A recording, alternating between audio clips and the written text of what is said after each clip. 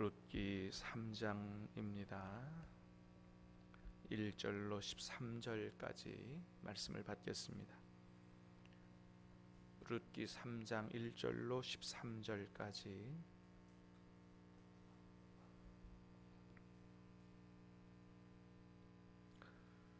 룻의 시어머니 나오미가 그에게 이르되 내 딸아, 내가 너를 위하여 안식할 곳을 구하여 너를 복되게 하여야 하지 않겠느냐.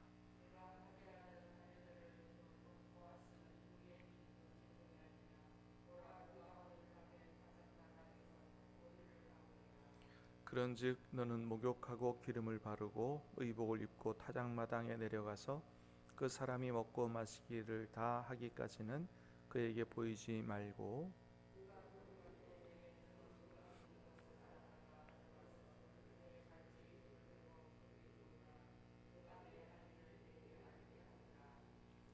룻이 시어머니에게 이르되 어머니의 말씀대로 내가 다 행하리라 하니라.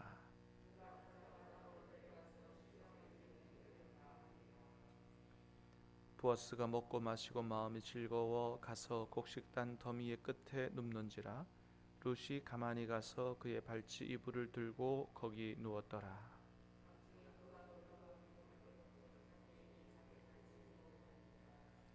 이르되 내가 누구냐 하니 대답하되 나는 당신의 여종 룻이오니 당신의 옷자락을 펴 당신의 여종을 덮으소서.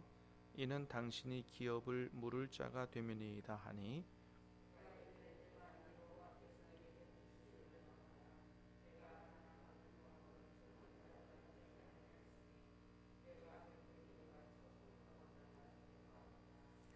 그리고 이제 내 딸아, 두려워하지 말라. 내가 내 말대로 내게 다 행하리라. 내가 현숙한 여자인 줄을 나의 성읍 백성이 다 아느니라.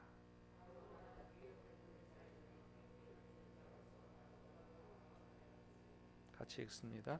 이 밤에 여기서 머무르라.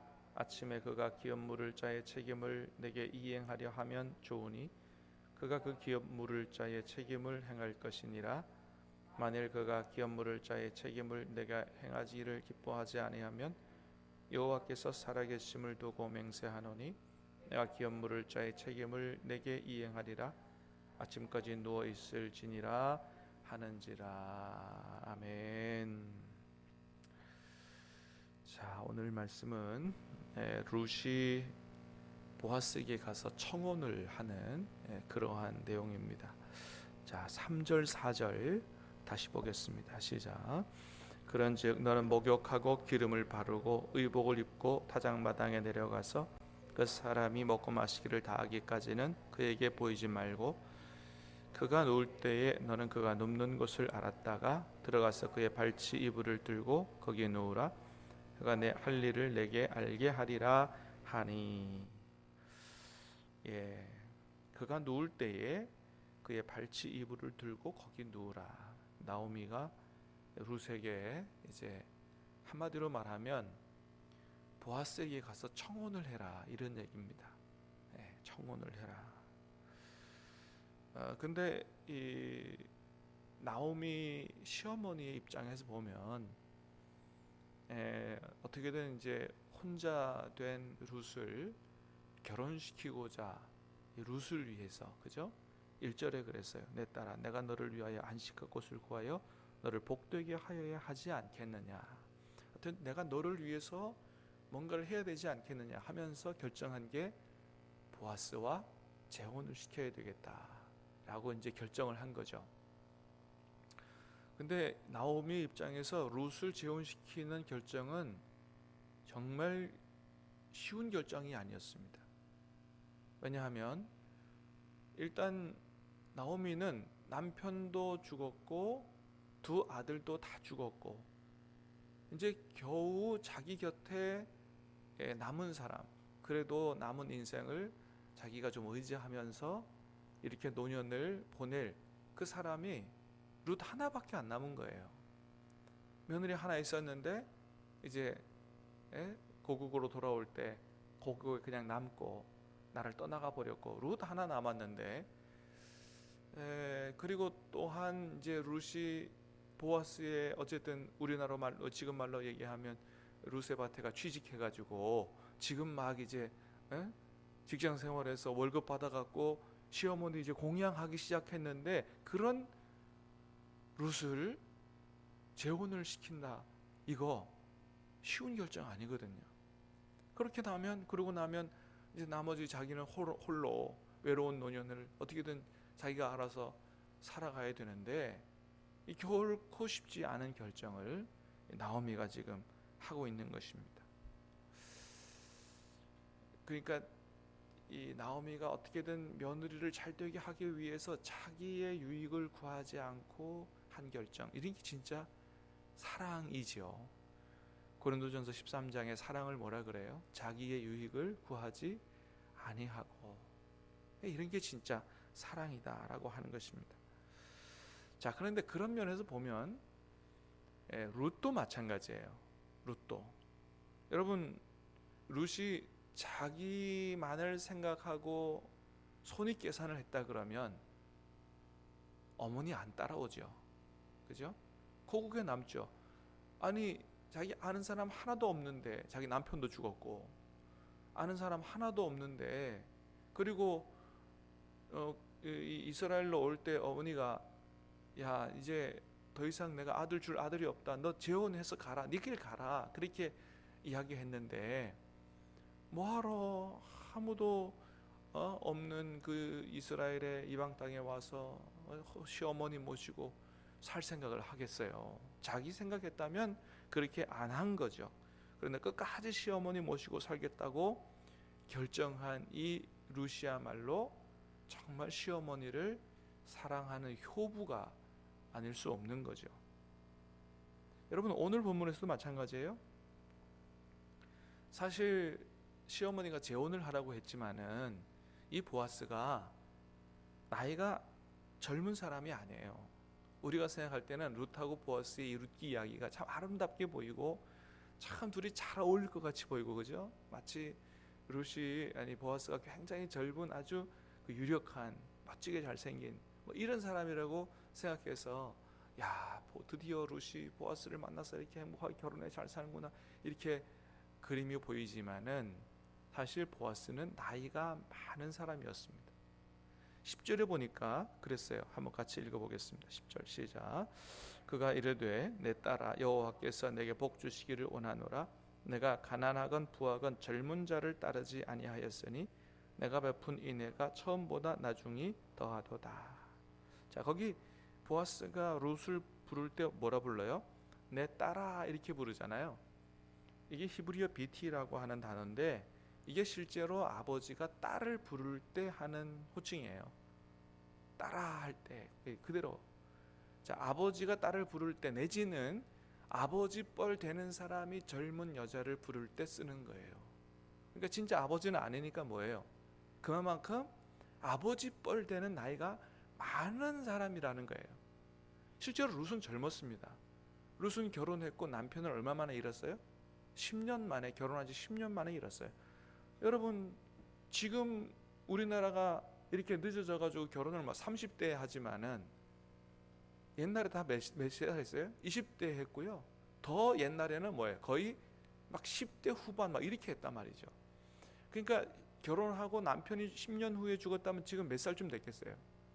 잘 돼봐야 30이에요. 젊은 나이입니다. 그래서 젊은 사람하고 결혼할 수 있는 거죠. 그래서 10절에 뭐라 그래요? 보아스가 얘기할 때 내가 가난하건 부하건 젊은 자를 따르지 않았다. 얼마든지 룻의 나이를 볼 때는 젊은 남자를 따라서 결혼할 수 있었다는 거죠. 그런데 그렇게 안 했다는 거예요. 그렇게 안 하고 뭐예요? 누구 얘기 듣고 지금 보아스 아버지 뻘 되는 사람한테 와가지고 청혼하는 거예요. 시어머니 얘기 듣고. 그러니까 이게 보아스가 볼 때도 룻이 이게 보통 효성이 있는 사람이 아닌 거예요. 감동이 되는 거죠. 네가 얼마든지 나는 아버지 뻘 되는 사람 싫어요. 결혼만큼은 뭐 내 마음대로 할 수 있는 거 아니에요? 나는 그 사람 싫어요. 나 젊은 사람하고 할 거예요. 이렇게 할 수도 있었지만 룻은 그렇게 하지 않고 시어머니가 기뻐하는 대로 그렇게 해서 보아스에게 지금 와서 청혼을 하고 있는 것이죠. 자기의 유익을 구하지 않는 사랑을 룻도 실천하고 있다고 하는 것입니다. 자, 나오미와 룻이 그렇게 아름다운 자기 계산 손익을 따라 결정하지 않는 아름다운 사랑을 하니까 너무 아름다운 드라마가 펼쳐지는데, 아울러 보아스도 마찬가지로 그러한 사랑을 실천하고 있다라고 하는 겁니다. 자, 오늘 말씀해 보니까 보아스가 나오미의 남편 엘리멜렉의 친족으로 기업 물을 자의 명단에 들어가 있는 사람이다 그랬어요. 그래서 룻이 보아스에게 청혼하면서 그런 얘기 하잖아요. 당신이 우리의 기업 물을 자입니다, 이런 얘기 합니다. 기업 물을 자라고 하는 얘기는 뭐냐 하면, 한마디로 말하면 이 기업 물을 자를 가리키는 단어가 고엘인데, 이 고엘이라고 하는 단어는 친족 이런 뜻입니다. 친족 내지는 친족으로서 마땅히 행할 의무를 행하는 자, 친종이 행해야 할 의무를 행하는 자, 그리고 친족 중에서 어려움을 당할 때 내가 대신 갚아주고 그 어려움에서 친족을 구원해내는 자, 그래서 구원자 이런 뜻도 있고요. 그래서 예수님을 가리키는 단어이기도 합니다. 자, 그래서 친족이 예를 들어서 막 너무 가난해서 또는 빚을 갚다가 갚을 돈이 없어서 자기 몸을 팔아서 노예가 된 경우에 친족이 그거 모른 채 하면 안 된다는 겁니다. 그 사람하고 가까운 사람일수록 그 어려움을 당한 사람에게 내가 대신 돈을 갚아주고 그 사람을 그 노예에서 구출해 내올 수 있는 해야 하는 의무가 가까운 친족으로부터 순서대로 있는 거예요. 그러니까 하나님께서 원하시는 건 뭐냐면, 친족이 어려움을 당할 때 모른 채 해서는 안 된다. 가까운 친족일수록 가서 도와줘야 된다라고 하는 거죠. 그래서 빚을 졌을 때 뭐 집을 전당 잡히거나 토지를 전당 잡히거나 마찬가지입니다. 모른 채 하지 말고 가서 갚아주고 건져주라. 형제가 아이가 없이 죽었을 때 모른 채 하지 말고 가까운 형제로부터 그 사람과 결혼해서 아이를 낳아서 그 가정이 이어지게 하라. 이런 이야기들이 쭉 있는 것입니다. 자, 어쨌든 간에 이 보아스가 그 기업 물을 자, 친족으로서 의무를 행해야 될 자의 명단에 있는데 첫 번째는 아니었어요. 첫 번째, 그러니까 보아스에서 청혼하니까 뭐라 그래요? 내가 너의 기업 물을 자이긴 하나 나보다 먼저 할 사람이 있다는 거예요. 나보다 너 엘리멜렉과 너의 시아버지 엘리멜렉과 더 가까운 친족이 있으니 그 사람에게 먼저 이야기하고, 그 사람이 기업을 물은다 그러면 그 사람이 물게 하고, 그렇지 않는다 그러면 내가 해주겠다, 이렇게 한 거거든요. 그러니까 기업 물을, 친족이 어려움을 당했을 때 가서 손해를 보더라도 내 재산을 투입해서라도 어려움을 겪는 일을 내가 갚아주는 그런 일을 할 때 꼭 의무는 아니었어요. 이게 그렇다고 해서 의무는 아니었어요. 그래서 이 첫 번째 기업 물을 자가 뭐라 그래요? 나는 못하겠다 그러잖아요.